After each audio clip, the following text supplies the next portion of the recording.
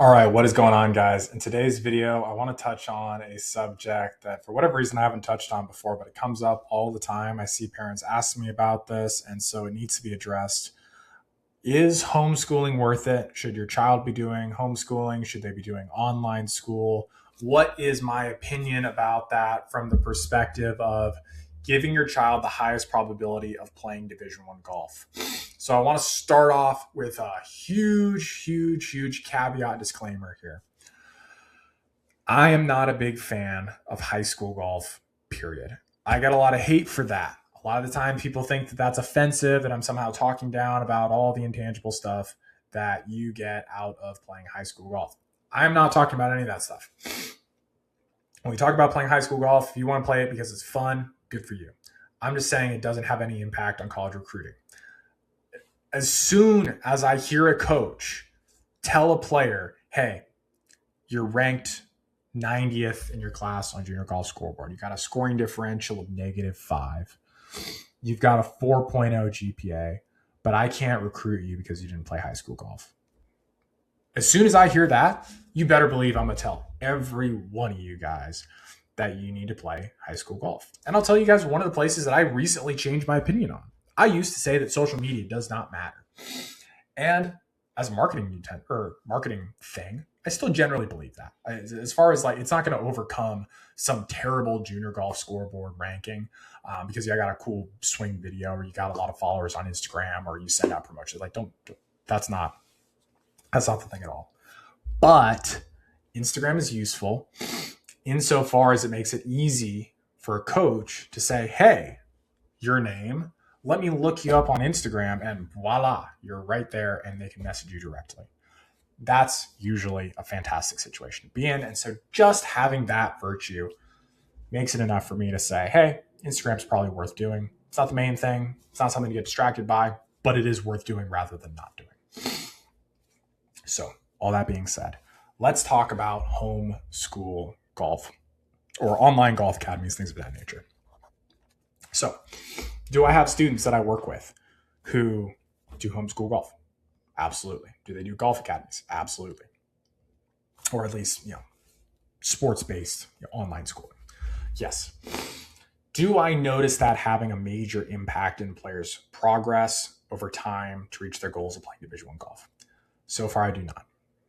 And so what I have here, I have all the names cut off. That way nobody's getting embarrassed or I'm not disclosing anybody's data. But this is how I track all my students. I know what they're doing because I measure it. And so technically I need to update a lot of these because this is the first, second of the month here, first Monday of the month. So I'm supposed to update this stuff, but I wanted to make this video for you guys to kind of show you.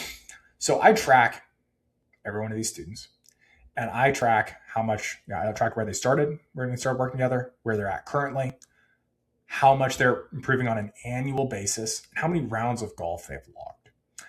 And the reason I do that is because that's how I quantify how fast they're improving and what's probable to play out for them in the future, right? So if I got a player who's improving substantially over the course of a year compared to a player who's not improving at all, well, those are kind of like different signals to me. It sends different pieces of information, right? So students that I work with who, as you guys can see down here, are improving by 4, 5, 6, 7 plus shots per year.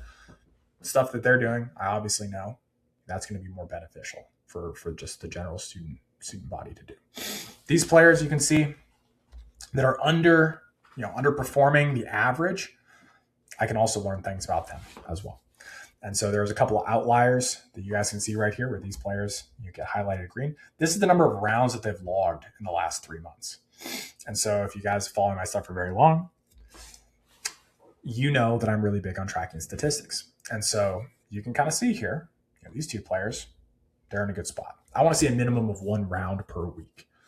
Now, anyone who's remotely serious about playing Division One golf can play 1 round per week. If you're not able to play 1 round per week, we have to really call into question how serious you are, right? If we've got reasons why we can't play 1 round of golf per week, that's an issue, right? That's going to keep us from being able to play Division One golf. Do we need to do homeschool golf to be able to accomplish that? No, we do not. Not at all. I don't care if it's daylight savings or what. It's like we can do that. We can play golf on Saturday. I don't care if you got church, right? You can play golf on Saturday.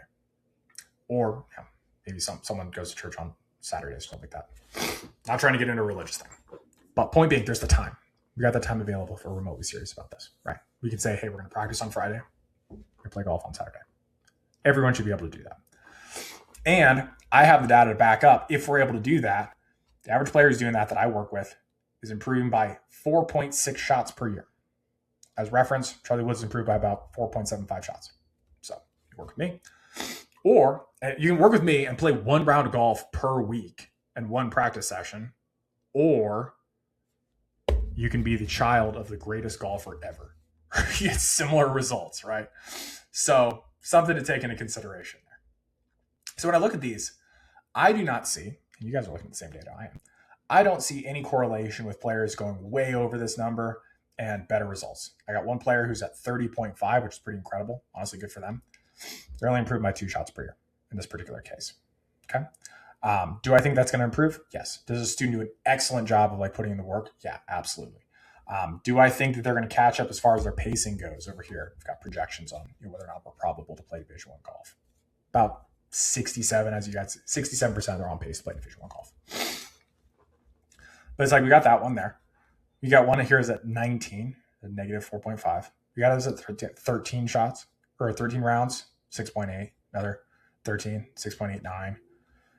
7. This one's at 24, right? We got a couple others sprinkled in here where some of these are kind of coasting off initial results. Sometimes students get results right away and then just kind of disengage for whatever reason, and that can happen. Sometimes we also have shorter bases of time that we're referencing here where there's some legitimate reasons why they're not playing. Sometimes we got injuries, right? But as you guys can kind of see, I definitely see a correlation with, if we play 13 or more rounds, we're going to improve by a lot. Above average just got us at 4.28. But if we play less than that, we're at 1.57. So when we consider that, it's there's a much bigger gap here. And you guys can also see the overall average is not quite as good as the more recent average, right? And so obviously the reason for that is I've gotten better over time as a coach. But we can see here the average 9.4 rounds over a 13-week basis, right? If we're doing less than that, then we're only improving by about 1.5. We do less than that, we're about 1.14. Now, most people think that it's hey, it's all about how much time do I put in? How many lessons do I get with my coach? How many hours am I working? And that's just not really the case. It's about, and it's not even about, I need to play more golf, although that is true for most junior golfers. The real takeaway here is we need to put in time on the right stuff. That's the thing this data tells me. Because again, when I look at these players, it's not about crazy volume. It's about consistent volume. It's about consistency over a long period of time. That's really the key. And so when I say the average student improves by about 4 shots per year, that's, and I say that it takes one round of golf and one practice session, you might look at me and say, Connor, that's insane. There's no way you can get that kind of progress for so little work. That's just what my data shows me. If it was, I talk to kids where it's I have kids on a routine basis. They come to me and they're just I want to play golf every single day. And I'm that's cool. And I love it. I love that for you. But there's a difference here, just in the same as tournaments. What's necessary and what you want to do can be different, right? It's not necessarily a linear relationship. There's a point of diminishing returns. And so once we get to that point of diminishing returns, you do whatever you want, right? You can go spend time with your friends. You can go play more golf. Do whatever you want, right? If you want to travel all over the country to play tournaments, spend a bunch of money on that, by all means. Some families are good at vaporizing that kind of money just because they think it's fun. Good for them. But it's not what's required, right? So just switching gears a little bit. You need to play in 4 tournaments to be ranked on Junior Golf Score. You need to play 4 36-hole events. Do most players play more than that? Yeah. Should most players play more than that? Probably, yeah. So how many should they play in? Becomes a follow-up question. Typically, I would say, as we get older, we play in fewer tournaments. But the tournaments are more valuable, right? They're more difficult tournaments. So if we look at the best players in the country, for them, they might be playing in 7 tournaments, but it's the US Junior, the US PGA, the junior PGA. They're playing in Carlton Woods. They're playing in Sage Valley. They're playing in the Team TaylorMade, right? Like they're playing in these bigger events. And so they don't need to play in as many events because the tournaments that they're playing in have there's more relative weight, right? They're more serious tournaments. Compared to if your child is 12, they don't need to play in as many tournaments. Doesn't mean they don't need to be ranked. Still want to be ranked. Still want to know where we're at relative to our goals so we can see if we're making progress. Do not do that thing where it's like, well, I don't care how good you are when you're 12. I just care that you're the best player in the country when you're 17. There is nobody I've ever seen where they just come out of the blue and they're the best player in the country when they're 17 years old and they've never played in any tournaments. That's not a real thing. Maybe somebody can post in the comments if there is somebody that they can actually point to the data that if that was the case for them. But in almost all certainty, it's consistency over a long period of time. We all know that. But this is just a video to address, does your child need to spend an inordinate amount of time to play Division I golf? My answer to that is no, or at least that's not what my data shows me.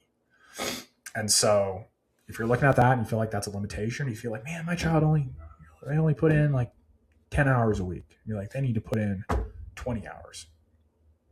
I would push back on that. I'd say probably not.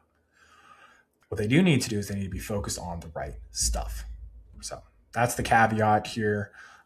If this is something you want me to help your child do to navigate this process so that they can be as efficient as possible without giving up their entire life to play Division I golf, they want to be in a spot where they can play 1, 2, maybe 3 times per week, right? Or maybe they're practicing once, playing a couple times or some variation of that, and actually getting the most out of that. That way they can still have good academics and they can have a social life and other things, because not everybody has to go play professional golf, and you want to be able to get the most out of this and still be able to play Division I golf.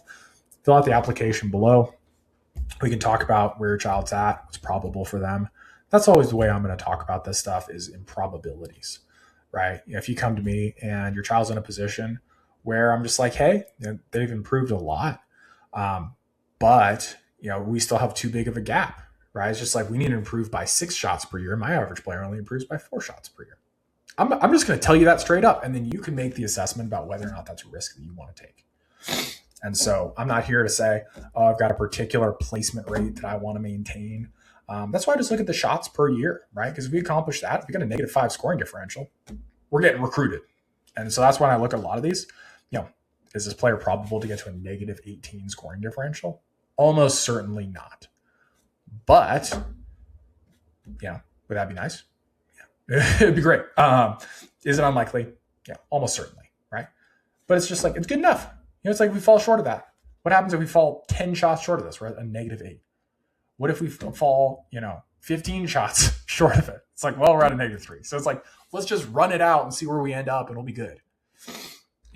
That's what I look at with some of these ridiculous ones. Some of these other ones that are a little bit more reasonable, they're a little bit more on pace here. But anyway, I just wanted to make this quick video to address that issue. I see it come up so much. No, your child does not need to do homeschool golf. They don't need to do golf academies. They don't need to play golf 24/7. They need to have a precise plan about what they're going to do. If they're able to do that, they're going to be able to improve pretty dang fast. And so if that's something you want help with, go ahead and fill out the application below. I say this not from any type of, let's say, arrogance here. I have not met anyone else that approaches things like this that actually has the math to back it up. I'm certain that there has to be coaches that, maybe there's someone out there who does this.